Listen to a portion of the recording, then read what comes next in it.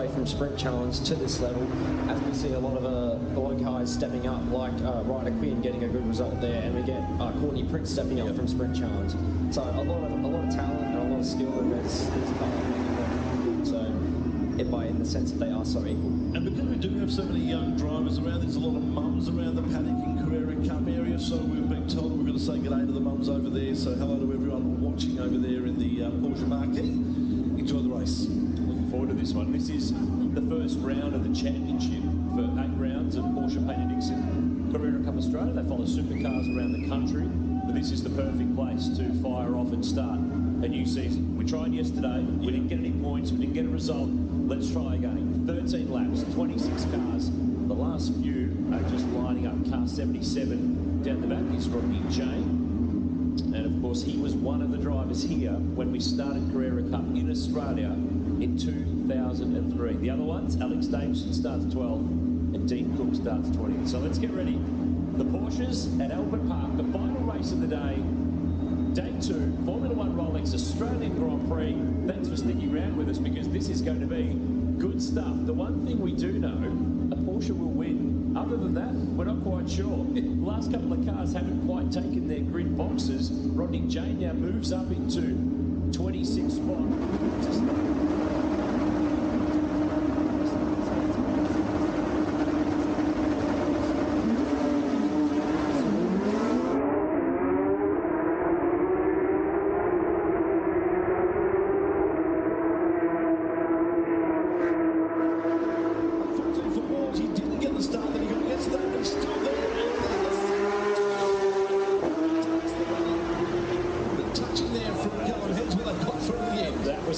Nick McBride was really slow away off the grid. He's to the tail of the top 10 as they run and kick some spray.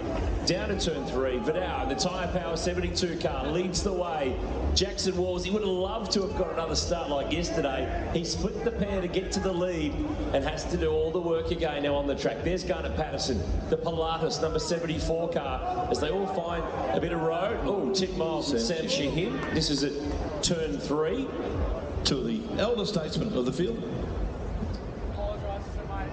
They've got going. There's another. I paused there because there was another car coming through that I'd say that was a little delayed off the start line. I think it's Dean Cook in the second of the Dexion cars, the Pro-Am driver, as they fire around the other side of Albert Park. First time, lots of spray. These Michelin wet weather tyres can pull that water off the road and they fly it up in the air, Simon. So right now, they're just trying to find a little bit of free road just to see where they're at. Yeah, exactly. There's a large amount of spray out there for sure, and I think a lot of guys are sort of taking it a little bit cautious, a little bit trying to find their space and get their rhythm, and I'm sure we'll start to see them push on a bit as the race goes on. With the amount of water that's being dispersed, Simon, by these good Michelin tyres, how effective are the windscreen wipers? Oh, I mean, they don't really do much, but in the sense of actually moving the water, but it's more it's like a fog. You can't really see through it when you're driving through real foggy nighttime driving on the road. It's pretty similar to that. You don't really get to see much other than the fact that you're going around the corner, you get up next to the curbs, and you sort of look for your markers, but sometimes they're hard to find. Just saw the replay again of Sam Shahin and Tim Miles coming together.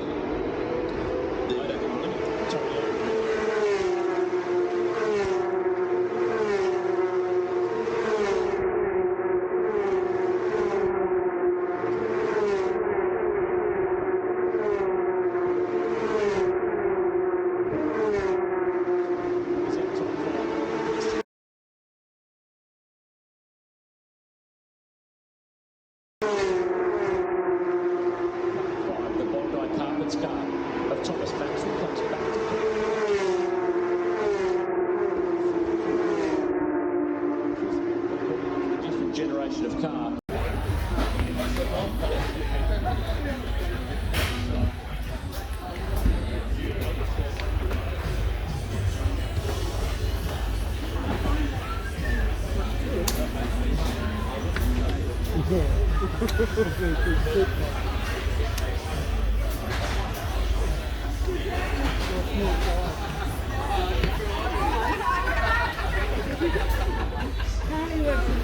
All we're working on the road. Good colour, good colour.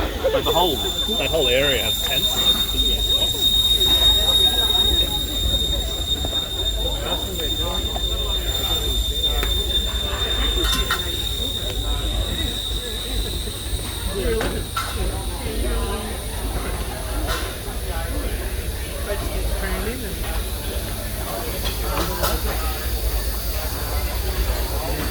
believe is the top 5. Rodney J has made it back to the lane. Chris Pither is in there as well. We're talking about what the difference in a lap may be.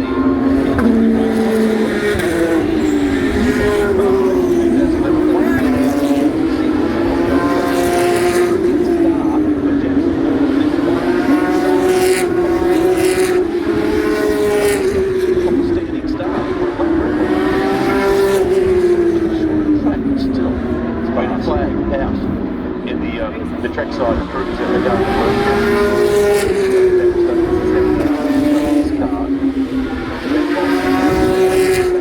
Barrier back in place because it's moved back from Hungary crews there, tow truck there. Officials jumped into action now they've taken to the pit lane because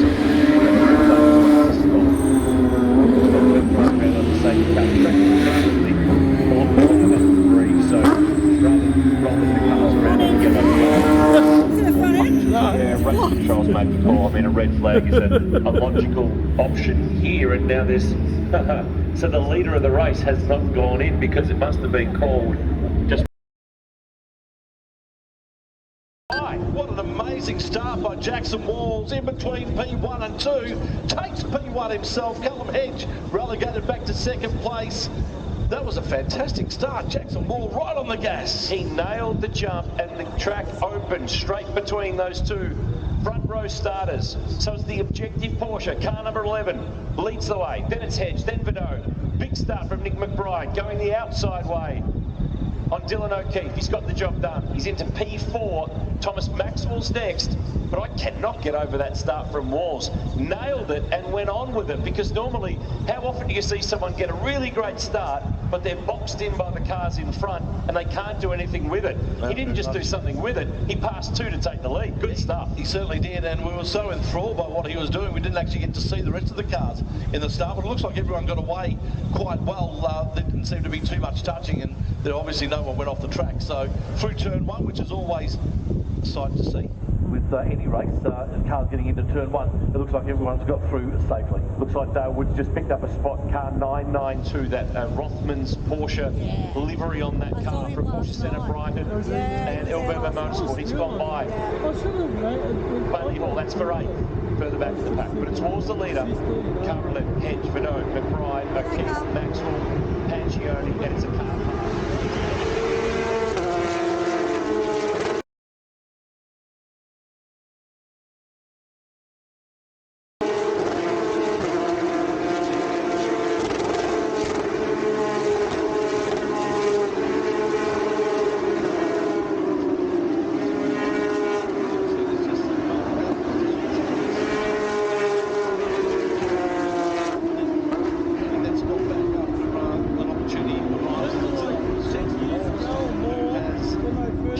After a fantastic start through that one, these were louder than third, and Nick McBride in fourth. The amazing thing about all those 4 drivers is they all have an R next to their name, meaning they've all set a record time in the race on that first lap.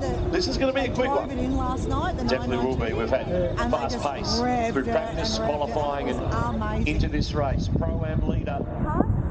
Having a look back through the order, he's actually Shahin, the Ben Motorsport car, number 13, has managed to jump to the lead, 19th overall.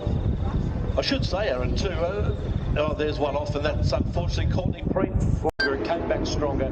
This is the second year of this generation of car, and they have stepped up. If you took the current 992 and sat it next to the 996 that was started 20 years ago, they would be completely different.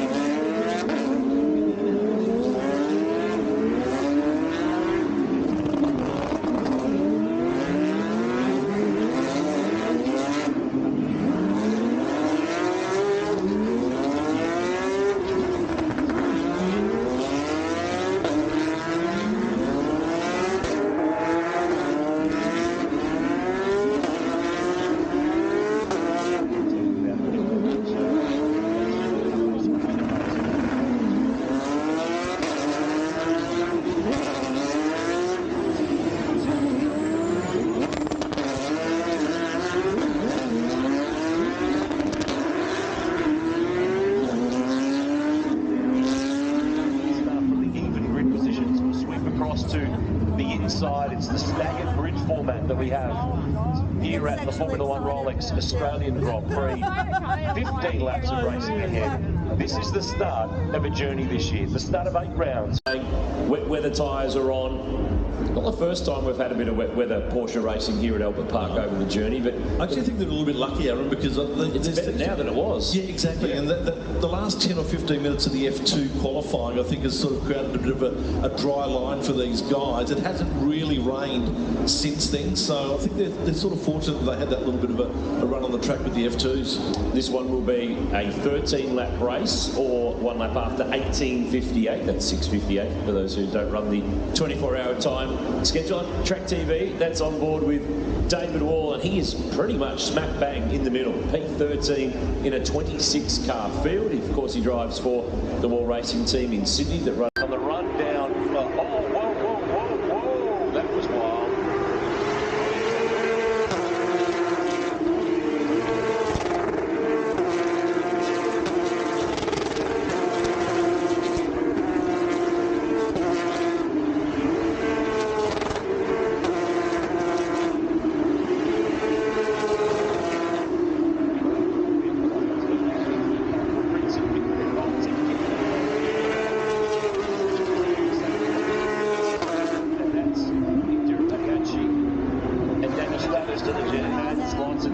That's high speed. That's over the other side of the lane. Safety car's pulled, and there is debris all over the track. That's covered the track. more than anybody else. He's got plenty of experience in this category.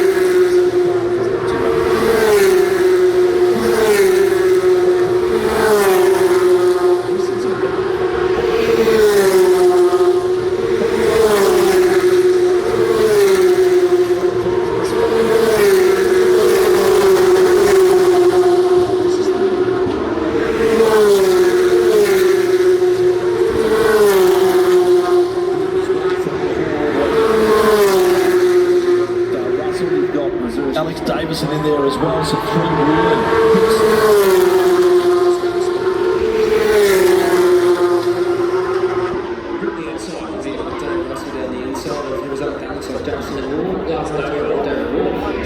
Wall